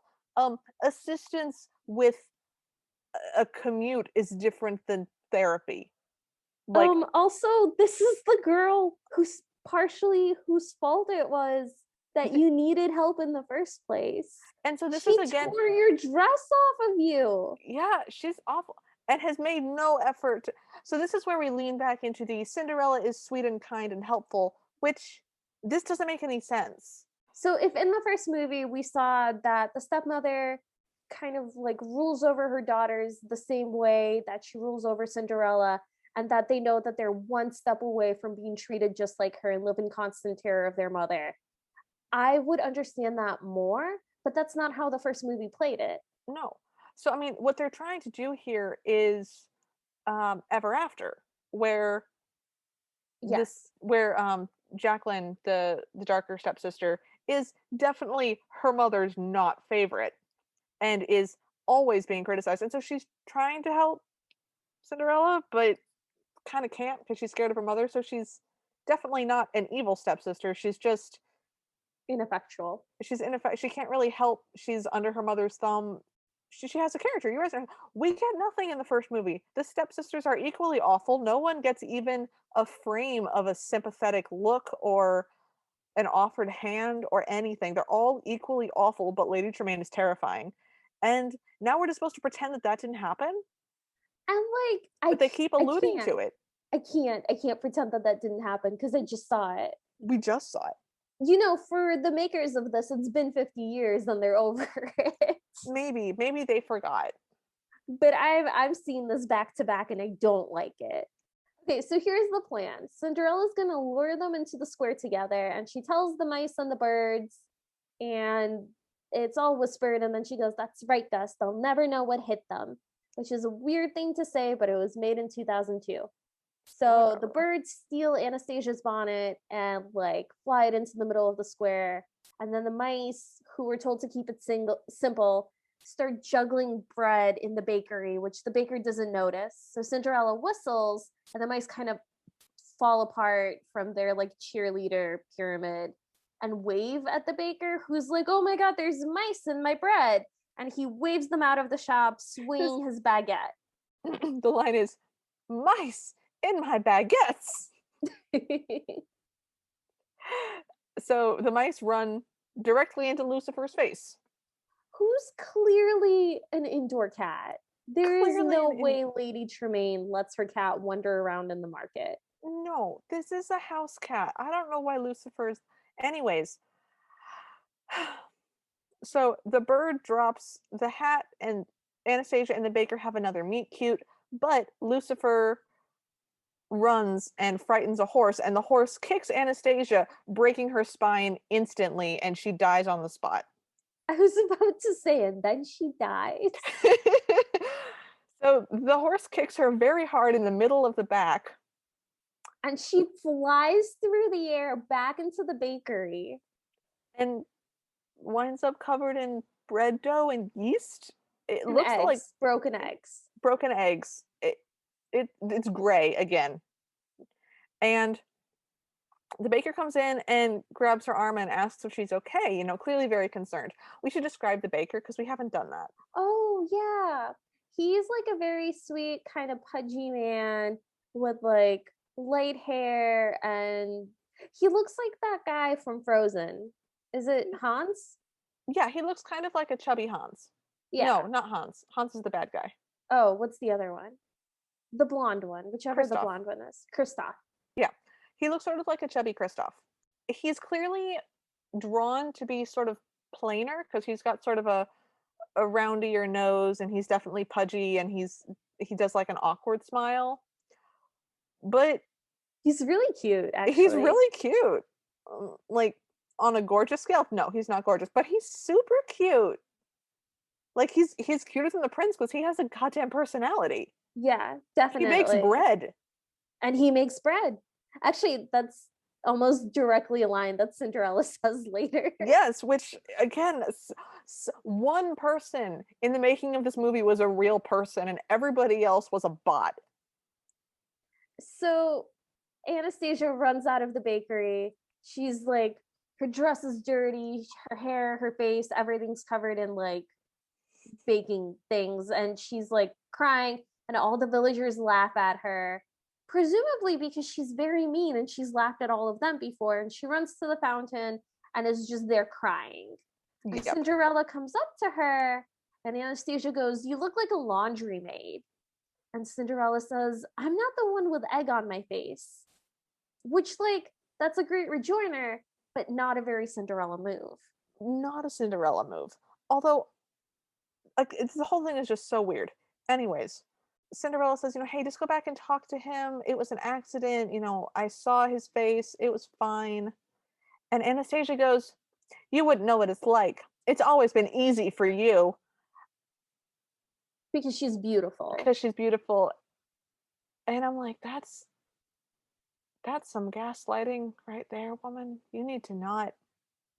Well, Cinderella says easy. That's not how I remember it, but they don't get into it any more than that. Nope. And then Cinderella invites her back to the palace to get cleaned up. Well, Anastasia says, if I weren't so clumsy and plain, and in all caps I wrote in my notes, that is not what your problem is. Nope. Because through this whole segment, we see her being really abrasive and like rude and mean all the time. Like, we're not saying every line that she says, but she's like mean. She's not. And okay, if you want to film this in the most charitable possible light, she has had no examples of what kind behavior is. We have a scene later where she has to practice smiling because she has no idea what it would mean to smile or be nice to somebody. And she's had no examples of that. Lady Tremaine is a dragon. Drusilla is awful. Cinderella existed her whole life, but we're just going to look past that. And it's just baffling. So Anastasia says, "My mother forbid me to talk to him." And then we sort of just cut away from that scene. Okay, so the stepmother told her that he's beneath her. Oh, right, yeah. And Cinderella's like, well, she's wrong. The baker's terrific. And he cooks too, Right, which I right. love that line. That is a good line because the baker is terrific. He's clearly sweet and hardworking, and he makes bread. I can't, If you're going to fall in love with someone at first sight, why not someone who's making delicious bread? right? I, that is the most accurate logic. Anyways, so we cut to Lucifer chases the mice into the palace. And this is by far the worst thing that has ever happened to me in this past hour. Because Lucifer sees Pom Pom and like decides that he's in love with her, and he gets like googly eyes over her. He And gets Pom Pom, hypnotized eyes. He gets the spiral hypnotized eyes. It's not hearts for eyes. He gets hypnotized eyes. he sure does. Yep. And she like looks at him and kind of swishes away and shows her backside to him, and it's like weirdly heart shaped. And she just saunters away because she's not into him. And at that point, I was like, oh my god, that's why they have a girl cat. Ew. I spent a lot of our chat just apologizing because I knew that this was going to happen. But there's really no way to warn anybody about this except by this episode, which hasn't. I mean, I couldn't share this with you. It's bad. It's bad and it's dumb, and it keeps going. So So the the mice mice, steal Pom Pom's ribbon, and they use the ribbon as leverage with Lucifer to make a deal where they will help him get with Pom Pom if he agrees to stop chasing them, and he agrees. We then get a horrific makeover song for Lucifer and Anastasia. they're like, we keep switching back and forth between Anastasia and Lucifer because they're both getting makeovers at the same time. Yep. And like both of them are villains, and both of them are just like, the song is like, hey, maybe you want to look your best, but it's what's inside that counts. But they're both terrible on the inside. And that was the entire point of the first movie, is Yeah. that they're both not nice. So they have different comedy beats in each separate Comedy. montage. Anastasia's is that she keeps wanting to go for a fancier look. So she wants another face mask. She wants a bigger necklace. She wants gowns with that are floofier, just more gaudy. She wants to go more ostentatious with her new look. Lucifer gets turned into Rastafarian Lucifer and then Yep. Clown Lucifer. Yep. And Then Fancy Boy Lucifer with like a middle part with the two ends curling in on his bangs. yeah, which is what we eventually land on. Anastasia gets a simpler dress, more, and then a more natural hairstyle. Just She gets the Little Mermaid hairstyle. she does. She gets Ariel's hairstyle. Which, like, I don't know why they can have her thing to be true to herself and like let her be gaudy and have her pin curls. Oh, Like, because she's doing that because she thinks that the only way to attract a man is with physical beauty, and she needs to be forcibly shown that yes, but you have terrible taste, so no, you don't get to make those choices. I just think that the moral wasn't so much as like be yourself as you have bad taste. Here, wear something nicer. Well, it's you catch more flies with honey than vinegar, and which is what Cinderella says to Anastasia. And Anastasia's like, flies? Why would I want to catch flies? And Cinderella's like, just be nice to him. And Anastasia says, how do I How do do I? that? Which is such a tell. And then she goes, I need a bigger necklace. And Cinderella says, well, you can start with a smile. And then they practice smiling, and Anastasia has a really hard time with it. And she makes like a really scary looking face. And Lucifer sees her and hisses. So she hisses back at him and he runs away. And in a very just deadpan voice, she goes, I make babies cry too. Yeah. It's kind of incredible and I love her. Ah, um. I think the writing is bad, but I like Anastasia. So Anastasia has another minor freak out that her mother will find out, that Lady Tremaine will wise up. Cinderella says, "Meet me in the market at noon," and you get this moment where you're not sure if Anastasia will agree, but then she does, and she's very happy about it. And then at this point, I had been typing when we saw the music box the first time, so I had heard that it was a music box, but I had not seen that it was Cinderella and the Prince. So Anastasia's looking at the music box again, and like it's Cinderella and the prince dancing together, but it's very simplified versions of them. They look like little like wood carvings. And then her imagination makes them kind of become life size, but they're still simplified wooden carvings and they look like mannequins, and it's really upsetting. And then it transforms into her and the baker, and she picks up Lucifer and dances with him. Anastasia's dancing around her bedroom, and Lady Tremaine walks by and sees this out of the corner of her eye and looks at her, but Anastasia's back sitting in her chair, brushing her hair again, and Lady Tremaine is suspicious but not alerted and leaves. And then the clock chimes noon, and Anastasia throws off her robe, and she's got her like dress on underneath it, Mhm. and she runs into the kitchen, throws all the bread out the window, yells, "Mother, I have to run to town. We're out of bread." And then runs outside, pushes the coachman off the carriage, and goes, "Excuse me, can I borrow this? Thanks." And sits and just drives the carriage away. A tiny note: when she throws the bread out of the sort of half door that we've seen in the kitchen onto Drusella's head, because Drusella's head appears from behind the door, and she goes, "Hey, why are we implying that Drusella is sleeping in the sun on the outside stoop of the kitchen door like Bruno?" I think she was like out for a walk and she was coming back in or something. That's a half door. She threw it over a half door, Talon. I can't help you with this. I can Okay. only move on. Okay, And I let's move encourage on. you to do the same. Let's move on. So we cut to the baker and Anastasia separately, both buying a rose wreath. Anastasia gives a flower to a little girl. Who's Cinderella just reminds her to smile. there's just like a little girl like kind of peeking at her shyly, and the fact that Anastasia gives her a flower is like supposed to be a moment. It's supposed to be a moment of growth where she's being kind to a stranger for no reason. We then get the traditional romance novel problem where Anastasia is excitedly walking towards the baker. The baker is talking with someone labeled beautiful woman. I'm going to assume it's his sister or something.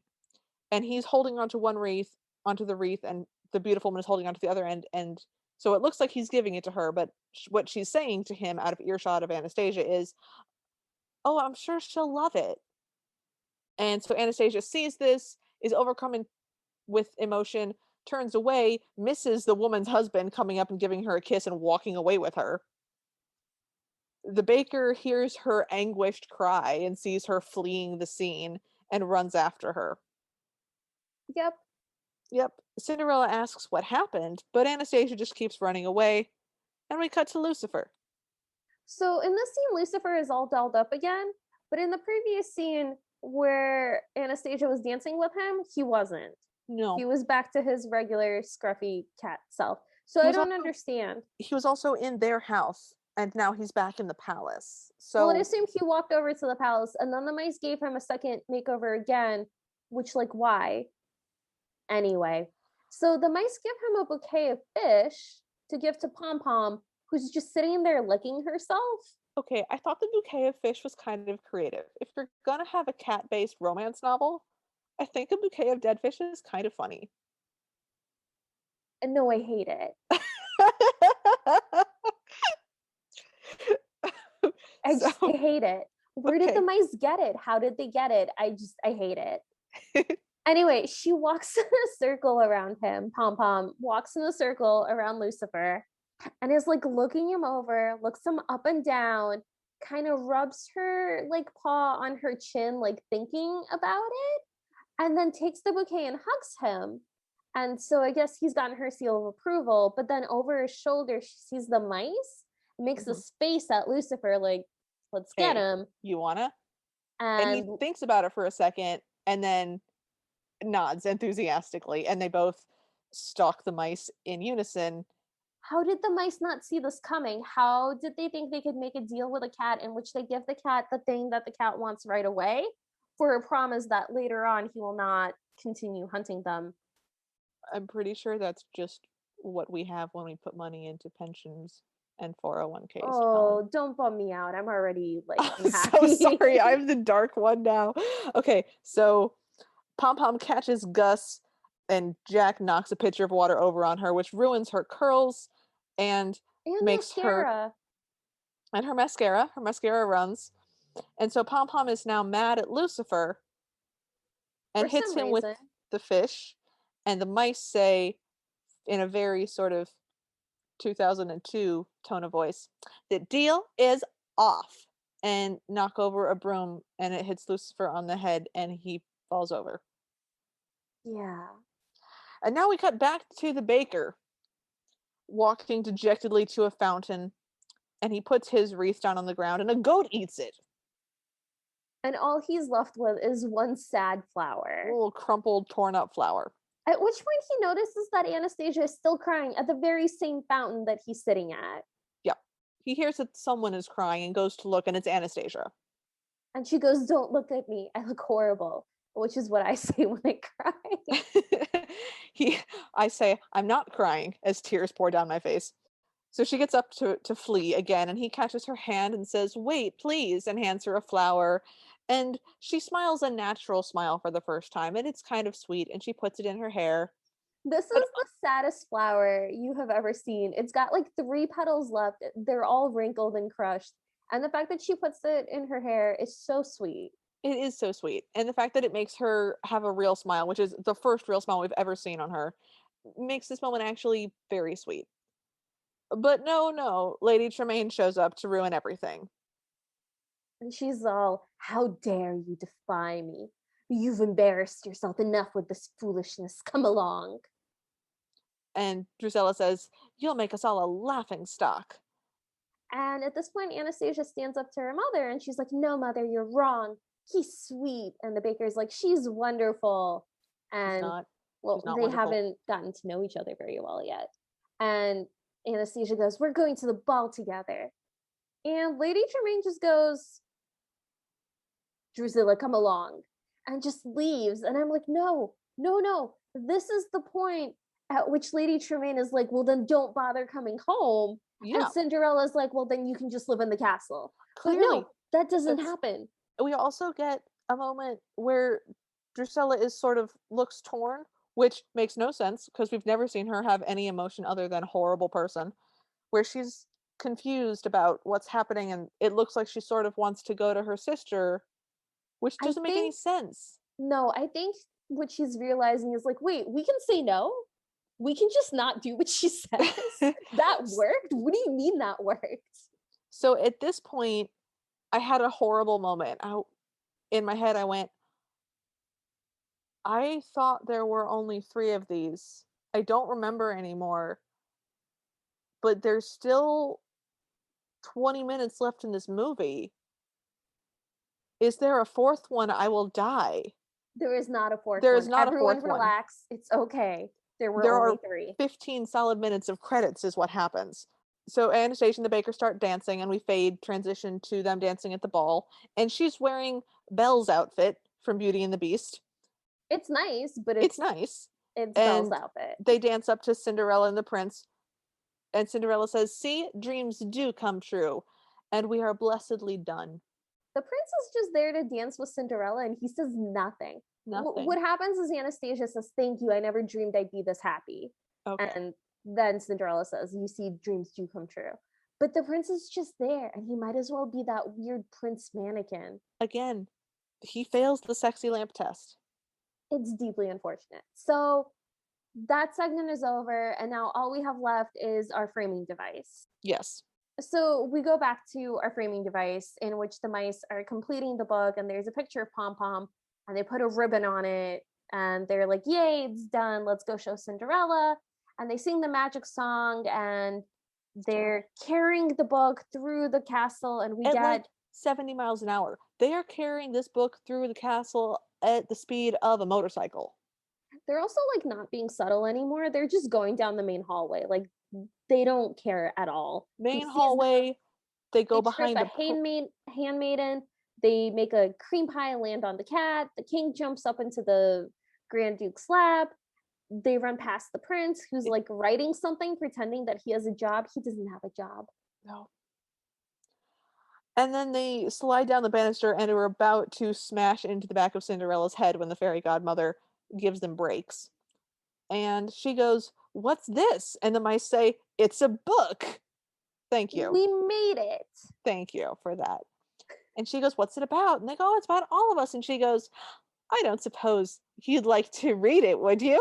And then we cut to them all in the first room again. Cinderella and the fairy godmother are now both in chairs, and Cinderella's opening the book, and she goes, "Would you look at that? We're all in here." And she starts to read it, and the first time I watched this, I went, "Oh no. If this is a plot device, if this is a framing device for this movie, again, I've gone to hell. I died. This is my hell. It's just framing devices for mouse antics and animal romances forever. I hate everything. You could theoretically sync this up so that it starts all over again. You literally could. They end on the beginning of the framing device. But the thing that bothered me is that right when she says, "Look, we're all in here," they didn't bother to draw anything on the pages of the book because it's kind of far away. So it's clearly blank. Like the book is completely blank. And it's the laziest animation shortcut because she doesn't flip pages or anything. She just sits with it open on her lap. So they could have done some squiggles there and just reused it for each frame. Like it wouldn't have been that hard. I'm so mad. It's so lazy. And then we cut to black and somebody whispers, "It's magic." And then we get this robotic version of Bibbidi Bobbidi Boo. It's a remix. It's an electronic remix of Bibbidi Bobbidi Boo that for some reason includes the line "Mirror, mirror on the wall." And it's done by the same singer that's done all of the singing so far. It's just so much. It's so much. What a perfect ending to this. I was furious. Yeah. So I turned it off before the credits and was like, "Cool, credits done. Fade to black. I'm finished." And I'm then a I saw that credit the chat watcher. was continuing and Talon was like, "What is this monstrosity?" And so I turned it back on and I could hear the Bibbidi Bobbidi Boo remix song, which I had either missed or completely erased from my memory since the last time I watched this. This is what I'm here for, to shed light on all the dark parts that you chose not to remember. So, Liv, what are your highs and lows? I mean, the high part again is the part where we stopped watching it. I don't have a high for this episode. I have a high for next episode, and it's watching you try to figure out the timeline. Okay. That doesn't make Because me worried at all. you're gonna be so mad about it. I'm already so mad about You're it. gonna be so much more mad about it. Ah, I'm ready.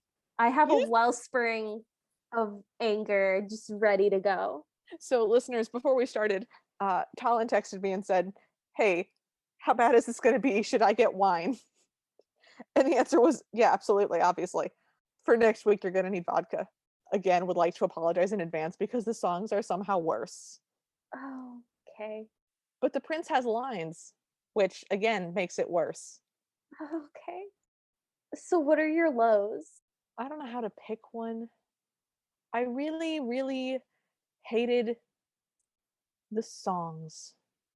Y'all, I'm a big fan of Disney music. I have two different Disney playlists on my phone, and Disney songs make it into all of my other playlists, which make my husband really mad when I put on like a classic rock playlist and then the next song up is Prince Ali and he's like, this is not a classic rock song. So for me it's the songs because Disney movies have different songs. You're gonna do them in weird styles. Hercules decides to do gospel. Okay, that's a weird choice, but they really made it work and it was excellent. You're gonna do Tarzan with Phil Collins, like that's fine. This was so horrific. Disney sequels are pretty uniformly awful, but the music usually at least tries. I have never seen a Disney sequel try less hard to be similar to the original property. Yes. Because So, usually the problem is that they overdo it and they just remake the movie again, but worse. but worse. It's Yeah. like the same plot, the same conflict, the same everything. Yeah. This was just a completely different thing and had no resemblance or relation to Cinderella. Not in tone, not in style, not in content, nothing.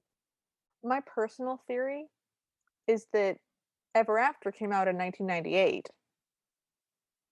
and the Disney franchise went, "Oh, maybe we could tell a story about what happened after Cinderella." People seem to really like Cinderella when the characters had, character. But Mm. we don't have anything other than mice, so let's just do mice some more and just set it in the future. So what are your highs and lows? Okay, so my high is how abrasive Anastasia is.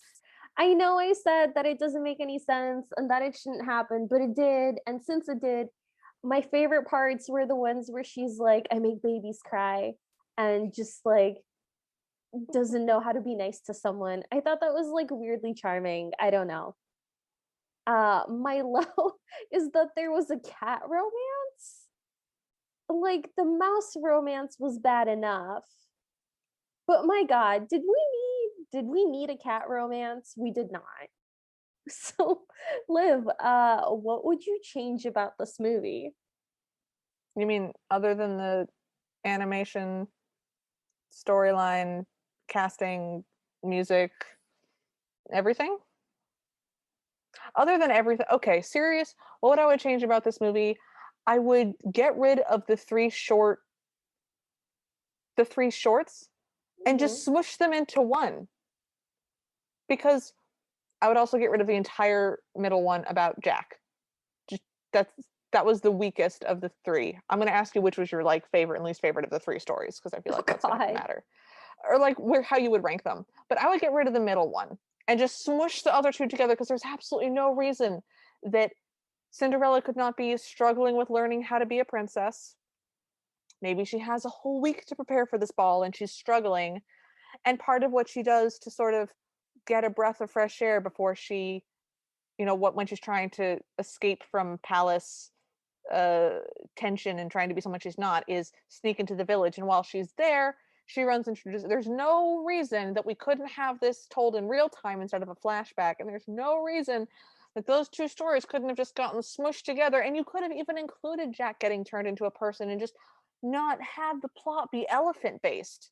Like you could have put most of those stories together. Listeners, you can't hear this, but I'm making big squishy motions with my hands. You could squish all three of those together, mostly minus the elephant, into one continuous storyline that all happened at the same point. And then instead of having three separate parties, you could just have one party and you'd be like, yeah, no, this is the grand ball. Sure. I think that would be a worse movie. I'm gonna make it. I'm gonna make it on my phone in my backyard, and it's gonna be better than this monstrosity. I just like as bad as this is, at least the segments were short. When they were over, they were over. What would about you, Tom? What would you change about this movie? I mean, I don't think it should have been made. Like, you shouldn't make a sequel 50 years after the fact. Nope. that takes place literally like right after their honeymoon. Are you kidding me? Okay, you know what I want? I want their honeymoon. I want Cinderella and the prince travel the world. That would be fun. Like like around the world in 80 days, but with Cinderella and the prince, and they get like hijinks and they meet like other royalty from different nations or whatever, or they like hang out I'm down. with That'd be awesome. people. And I don't know, I wanted the prince to have a personality and have more lines. I think that movie would also be bad, by the way, but I think it would be better than this. So the third movie, the prince has a lot more lines. He has much more of a character. He has much more of a presence. Let me rephrase that. Uh-huh. The third movie goes around and is so bad that it goes back around to being enjoyable again. Okay. It's still horrific and you're gonna hate it, Yeah, I know. but it's better than this one, in my opinion. So how would you rank the three stories in order from best to worst? Oh my god. Okay. Here's the difficulty I'm having. In terms of concept versus execution, I hated the middle one where Jacques turns into a human. Like I had a bad time. But I will be angry about the first one for much longer. Because now I don't even care about the Jacques turns into a human one. Like it happened, it's over, whatever. But the Cinderella having to like find her voice and change everything in the castle, like I'm so mad about that and what that did to her character that I think it's the worst one. And then the Anastasia finds love was fairly cute and it should have been like a 10-minute short at the end of a different Disney movie. And I Right? would have been fine with it existing. That would have been fine. How about you? I think the Jack one is the worst for me because it doesn't even tell a story. You don't have to explain it. I understand. Okay. I understand all the bad things about Okay. it. So I hated the Jack one the most. I I also hated the cat romance. So the fact that the Anastasia one had the cat romance in it makes it really hard to put it first for me. The Also, cat romance was bad. also it has too much discontinuity. Like we've never seen Anastasia have a relatable moment, so trying to suddenly cast her as this relatable character, Oh, I'm pretending this isn't a Cinderella cartoon. no, that's fine. I'm not. So for me, I think I have to say that the Cinderella sucks at being a proper princess part, I think that one's my favorite because it is the one that at least chronologically follows and could have theoretically happened. Yikes. Okay. So Yeah. what's the worst? Oh, the worst is the Jack one. Oh, yes, you said that. I'm Yeah, sorry. Jack is the worst. I think Anastasia's the second. It would be fine if it existed in its own universe, but it doesn't. It exists in an existing universe, and it's just if you had a thing where like she got hit on the head with a rock, and you're like, oh, and now she has a brain trauma and she's a different person now. We knocked that brain tumor out of her head or something. You're like, oh, okay, sure, that'd be fine. But we don't get that scene. What would I change about this movie? That beginning scene when Jack goes, who would want to read this book by mice?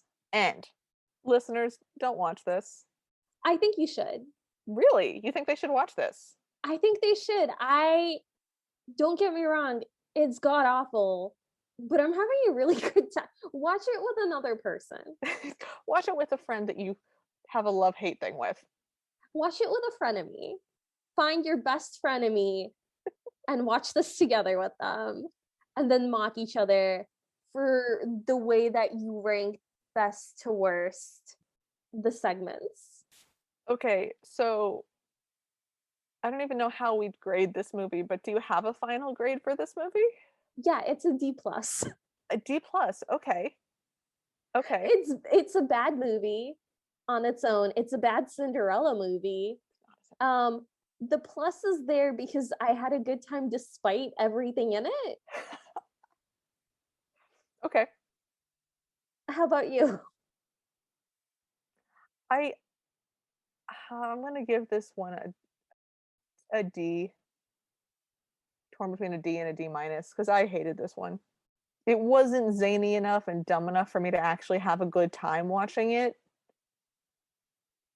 was just aggressively bad on all counts, and everything that could have been an interesting potential story or an interesting short just got tied up in more incredibly stupid mouse antics. And There was so much mouse nonsense. I know, listening to you complain on the first one about there's too much mice. I'm like, oh man, Oh, you're in for a bad time, my guy. you're gonna have a bad time next week, man. Okay, all right. So I think I'm giving this one a D because I just did not like it at all. D for did not like it. Yeah, did not approve. Well, it's almost midnight, so thanks for joining us. If you liked this episode, please leave us a rating or a review. We'd love to hear from you, so follow us at CinderPod on Twitter or Instagram, like our Facebook page, or email us at thecinderellapodcast@gmail.com. If you want bibbity bobbity bonus episodes or to hear us discuss this week's Cinderella again, but with more alcohol, in the Ever After Party, please support us at patreon.com/cinderpod. Our intro music is Bad Ideas by Kevin MacLeod, and you can find him at incompetech.com. Until next week, we hope you have a happily ever after.